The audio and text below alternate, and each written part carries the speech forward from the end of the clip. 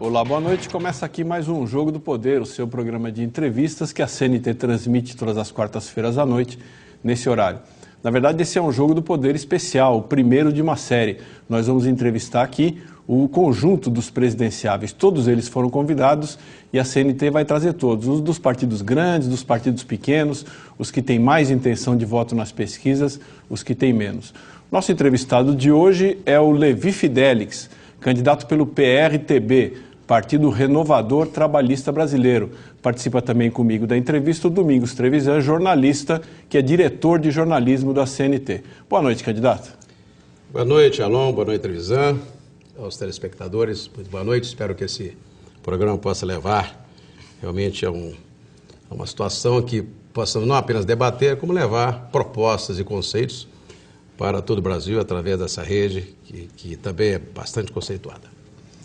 Candidato, a primeira pergunta que eu lhe faço é em relação às suas possibilidades eleitorais. De um ponto de vista realista, o que as pesquisas andam dizendo, e também o desempenho anterior do seu partido nas eleições, as suas possibilidades, a gente poderia dizer que são pequenas. Talvez o senhor não concorde comigo, mas eu sou obrigado a colocar aí as questões factuais, né? Qual é a motivação, qual é o sentido de uma candidatura quando a gente sabe que a chance de se eleger é muito pequena? Alô, veja bem, uma campanha também é como se fosse uma campanha política, como se fosse também um campeonato de futebol. Imagine só se o Brasil entrou no campeonato, a Copa do Mundo, pensando que ia ganhar e não ganhou. Um partido político, ele entra num pleito, numa disputa, entre outras coisas, para se fazer, se constituir. O Campeonato de São Paulo aqui, por exemplo, terminou com quem? No final, Prudentina e Santo André com Santos. Ficaram para trás quem? Corinthians, São Paulo, os grandes. É importante que haja disputa. O povo tem que conhecer os postulantes, conhecer as pessoas, suas ideias.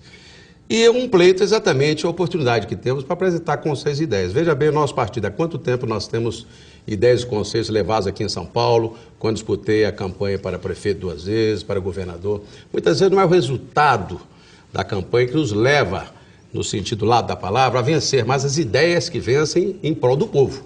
Agora, candidato, como o senhor vai levar essas ideias ao povo e como o senhor pretende divulgá-las com tão pouco tempo na televisão no horário eleitoral e com as dificuldades de campanhas que são normais para um partido pequeno? Evidentemente, é lamentável que a legislação eleitoral contenha dispositivos que são altamente discriminativos, né? Veja bem, no caso, nós poderíamos estar em outras redes de televisão com vocês aqui da CNT, abrindo espaço para que todos pudessem aqui vir.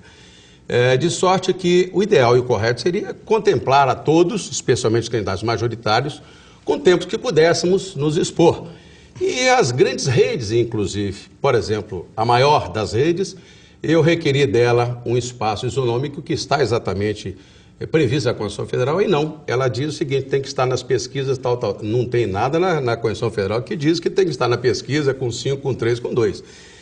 E isso é altamente discriminativo. Isso não permite que a gente possa levar, em tão pouco tempo, você diz muito bem, em 30 segundos ou 1 minuto, uma ideia, um conceito. Claro que nós temos materiais, outros que chegarão à sociedade, como o programa de governo, as entrevistas, o corpo a corpo, e também nós podemos esquecer que nós somos a base partidária. O meu partido, por exemplo, o PRTB, possui hoje em torno de 2 milhões a 3 milhões de votos, e eu tenho hoje 1.500 pessoas que estão disputando candidaturas a deputados federais, deputados estaduais, 8 candidaturas a governador nos estados. Essas pessoas também levam as nossas propostas. Então, nós temos densidade. Densidade essa, por exemplo, você daqui a pouquinho estarão entrevistando o Plínio. O pessoal tem somente 12 mil filiados. Até eu deixei de colocar no início do programa que o próximo entrevistado ainda hoje deve ser o candidato Plínio de Arruda Sampaio do PSOL. Muito bem. Veja bem, ele foi entrevistado pela Globo para ter 12 minutos. E o Plínio tem, o partido dele, o pessoal, tem 12 mil filiados. Eu tenho 120 mil, 10 vezes mais. Quer dizer que será correto isto? Né? Colocarmos parâmetros referenciais apenas deputados federais? Não. O senhor está aí em campanha e eu pediria que o senhor dissesse para o nosso telespectador, telespectadora, as 3 principais propostas. Quais são as 3 principais propostas do senhor nessa campanha? Alon, nenhum candidato, nem Dilma, nem Serra, nem Plínio, nem Marina, estão tocando no ponto focal, que é exatamente a questão econômico-financeira. No meu ponto de vista, devemos estar tratando disso hoje. O país está dirigido hoje por uma estrutura bancário-financeira, em detrimento da produção e da produtividade. Ou seja, nós temos hoje o senhor Meirelles, que toda vez que sobe um pouco a inflação, vem e sobe também a taxa Selic. Não precisa nem subir, só ameaça de subir, já sobe então antes, sobe, né? Tudo. Então o que temos hoje? Exatamente essa dicotomia, não é? A teoria keynesiana monetarista que vive o nosso país. Ora, a gente sabe muitas vezes que se temos aquecido o mercado em caso de aço, ou seja, cimento, que são casos de moradia, também não temos esse mesmo aquecimento na agricultura. Então, como subir o juro e atinge a toda a sociedade? Então, nós temos que parar de tratar o Brasil como se estivéssemos em febre permanente. É necessário, sim, subiu, digamos, o arroz, o feijão, temos que produzir mais e alavancarmos sistemas de investimento neste campo e não subirmos o juro. Temos que parar com isso. Mas aí, candidato, não faltaria estrutura que o país não tem hoje para alavancar essa produção a ponto de atender a demanda? O governo tem que atuar como indutor, mas às vezes tem que intervir.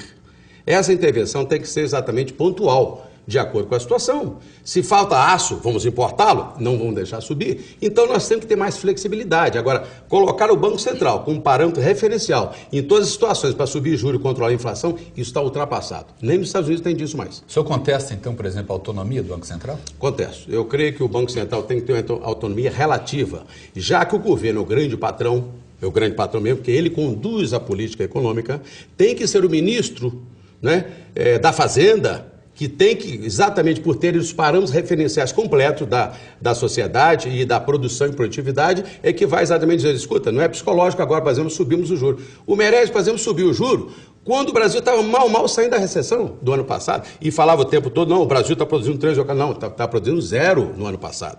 Então nós temos de uma vez por todas acabar com essa falácia monetarista no nosso país. Temos que conduzir o nosso país a curto, médio e longo prazo e acabar com essa historinha de estarmos sempre com febre e controlando a inflação com juros que sobe e que desce. Isso, para mim, não pode ter. Eu perguntei de 3 propostas. O senhor falou dos juros. Qual é a segunda? Então, mudar o foco do desenvolvimento nacional, do bancário e financeiro para produção e produtividade. Ou seja, a agricultura, a indústria, o comércio e serviços, o terceiro setor, tem que ser contemplados com incentivos e com financiamento de longo prazo.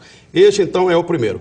Eu creio que deveríamos também entrar num campo muito interessante, exatamente, que é a questão, segundo, né, é a reforma financeiro-tributária. Não adianta nós queremos enfatizar isso sem fazermos uma reforma com profundidade, mas não apenas a reforma tributária, como todo mundo quer, porque existe a financeira.